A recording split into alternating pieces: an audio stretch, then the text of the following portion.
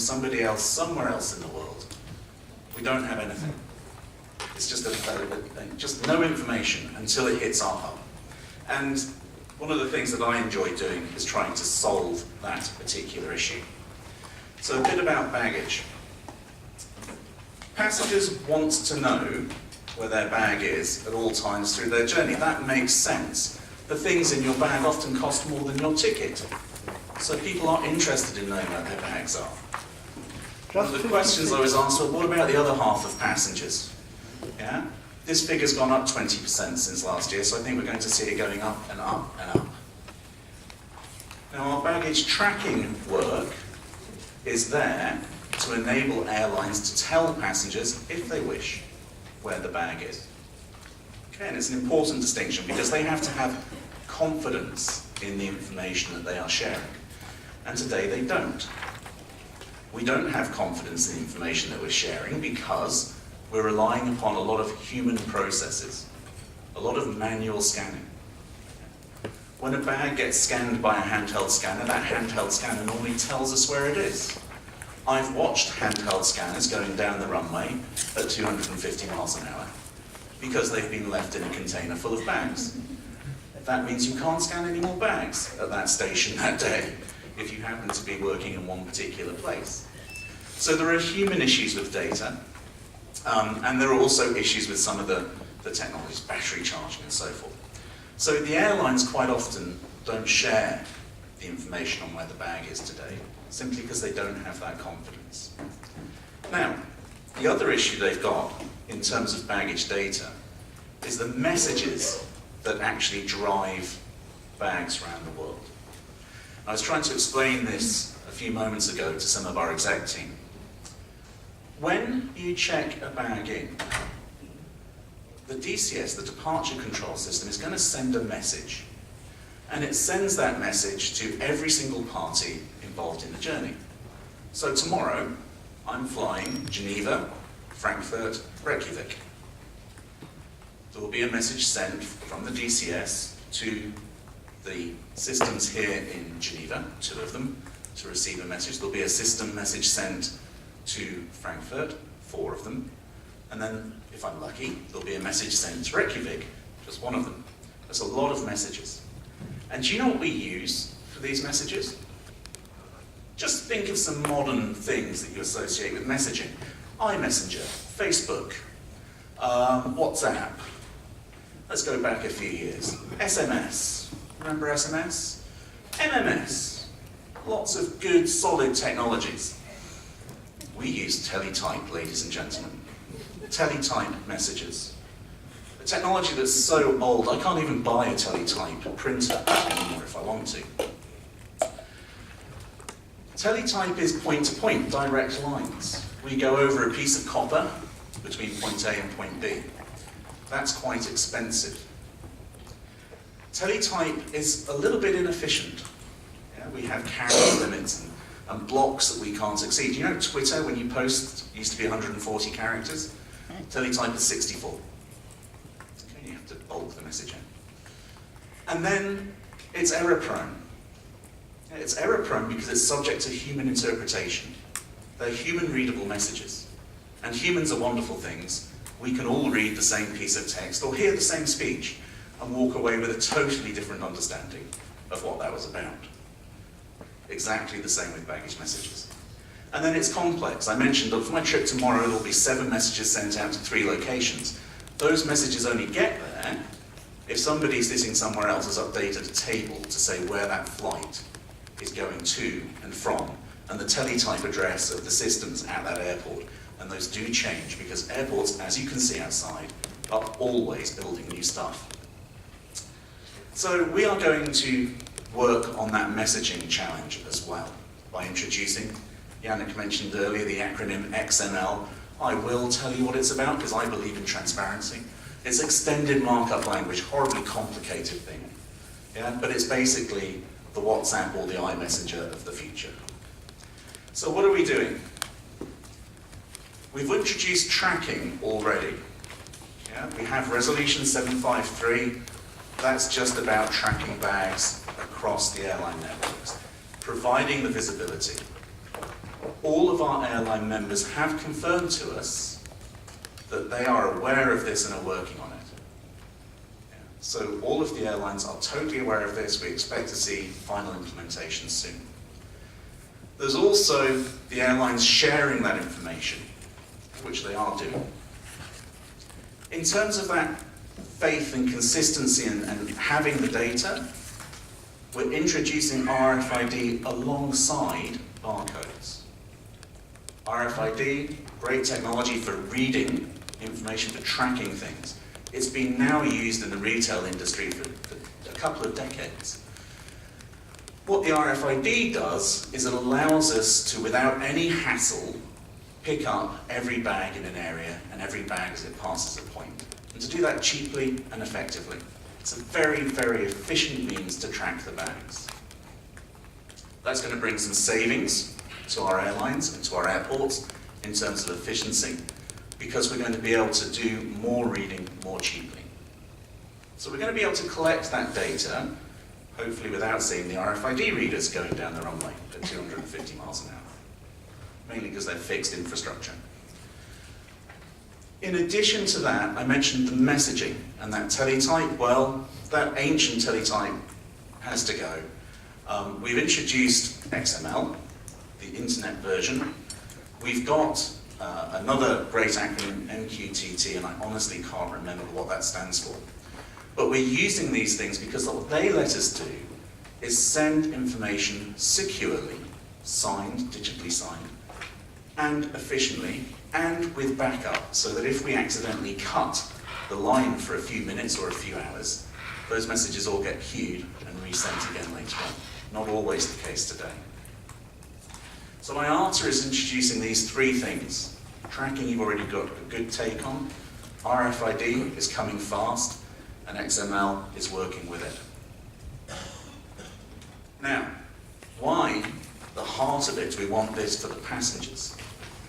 If you think about it, passengers want to know where their bags are. We said that at the very start. In order to do that, they need exactly the same things as the airlines.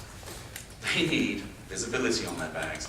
They need surety of transport for those messages. So whilst it's still an airline decision to share that with the passenger, you'll see more and more confidence in that infrastructure coming up to the fore. At the same time, as Anne's about to talk about, we've got a huge pressure in terms of the growth of passenger numbers. It's a great problem to have. But that growth means we might have twice the baggage volume. And I don't really want to see twice the queues and twice the hassle. And also, the mishandling rate, whilst it's at a beautiful low figure, having dropped from 18.87 per thousand to just 5.57 per thousand, that is still not sustainable if we then double the volume. Because as I was talking earlier to somebody, that a small percentage times a huge number is a huge number. So we're working on everything that we can control to make that fit. So the idea is these are going to help us continue driving mishandling downwards, and by continuing to do that, we won't have huge volumes of mishandled bags in the future. I mentioned, we want to control everything that we can. Baggage world is split into things you can control and things you can't.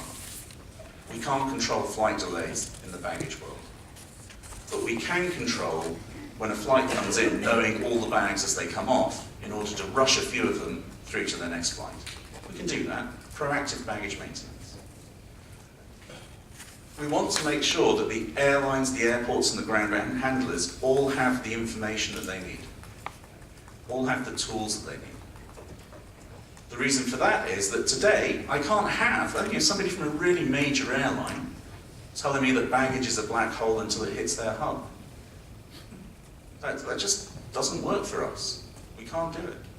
So we have to give them the tools that let them know, I have X number of bags on the way in on a flight. I know for those bags that this many of those bags are short connects, and we have to rush them through. I know that these are premium bags, they should be put on the reclaim first, and so forth. And the proactive control of baggage is what's going to make the difference. The infrastructure that we're putting in with RFID and XML just gives you the information. But the airlines will take that and have to build their own proactive processes.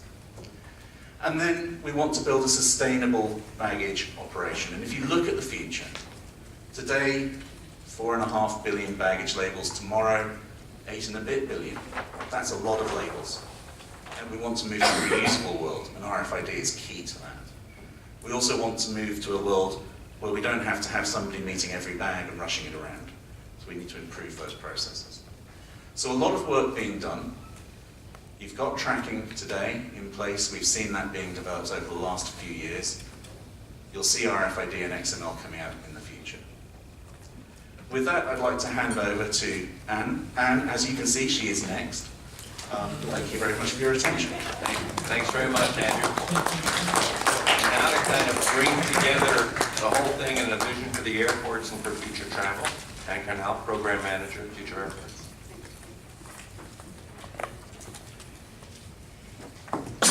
We've joined up with ACI to address the fact that we want to deal with the growth in our industry. And as Lara mentioned earlier today, the issues around airport infrastructure and the capacity constraints that our airports are facing. Also, this is linking up a number of the projects that you've heard today that are contributing to the digital transformation of our industry. So we felt it was important to bring that all together in one vision, to make sure that there's interoperability and scalability such that we can deliver it and really ensure that the people who need and want to travel can do so using the technology that they expect and providing the experience that we hope exceeds their expectations. So let's start with our passenger vision.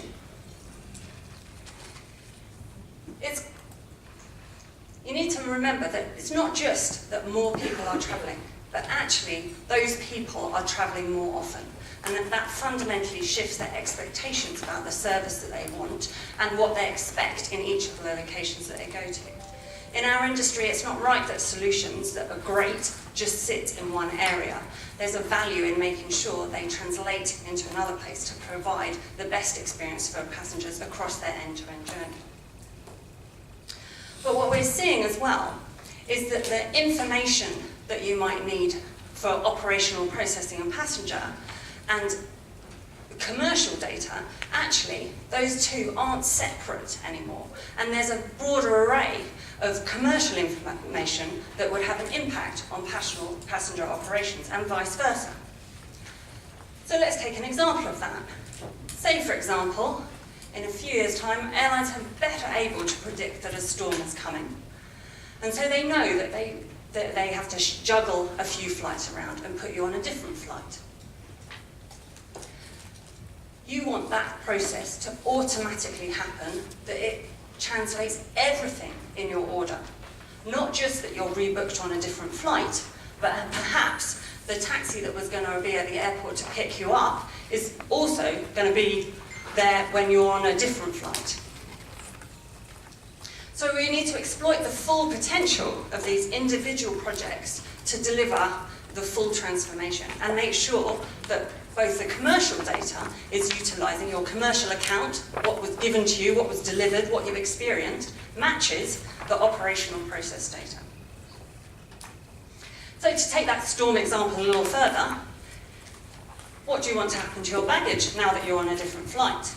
Perhaps you had pre-arranged that your baggage was going to get shipped straight to your hotel. Now you're taking a different flight. Is it fine that that automatically changed and the service provider that was going to deliver it to your hotel still knows that that's what you want to happen? Or actually, let's confirm with you, maybe you want a different plan now. So our baggage vision has to link in with that passenger vision. And the information and the way that we're sharing that information, both for package and baggage, has overlaps. And we're very mindful of that. But also the solutions that are developed, as Guido mentioned, around passenger identity. Maybe those technologies can provide solutions and accelerate changes in the baggage industry. For example, perhaps your baggage has its sort of own biometric identity, and we don't need to tag it anymore in the same way that perhaps as a passenger, we don't need to carry around a boarding card. And so with that, perhaps baggage biometric identity that's tracked, so we as passengers have greater assurance of where our bag is and more trust.